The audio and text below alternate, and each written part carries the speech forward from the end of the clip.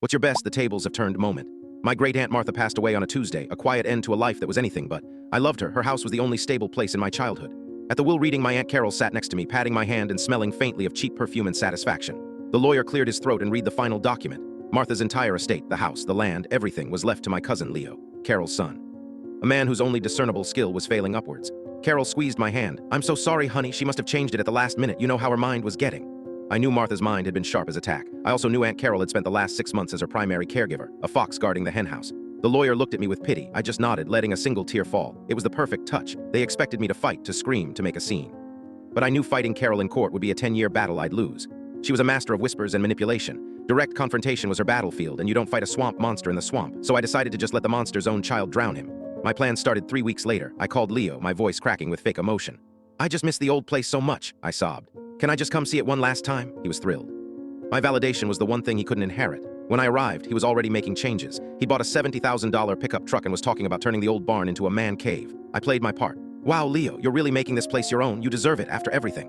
I became his biggest cheerleader. His mother had taught him he was a prince. I was just there to remind him that princes have kingdoms to spend. I encouraged his every terrible idea.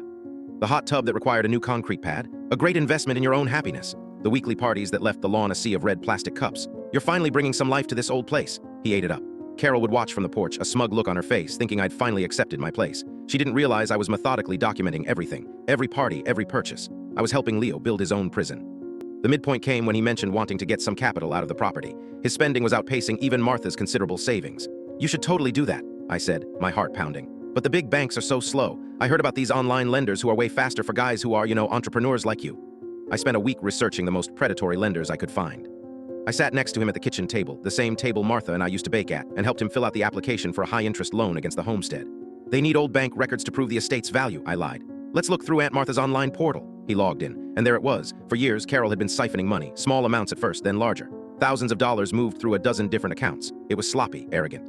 She thought no one would ever look. I discreetly took photos of the screen with my phone while Leo was busy looking for a non-existent form. I had them both. The final act was almost poetic. The foreclosure auction took place on the courthouse steps on a rainy Tuesday. Leo looked stunned, like he couldn't understand how it had all happened so fast. Carol was there, screaming at him, calling him a failure. Her perfect prince had turned into a frog. I waited until the auctioneer called sold. Then I walked over to Carol's lawyer, who was trying to calm her down. I didn't say a word. I just handed him a neatly printed file containing the bank statements, the loan documents I had helped Leo sign, and a list of state statutes on elder financial abuse. The lawyer's face went white as he flipped through the first few pages. Carol stopped yelling and just stared at the file. She knew exactly what it was. Leo just stood there in the rain, looking from his mother to me, utterly lost.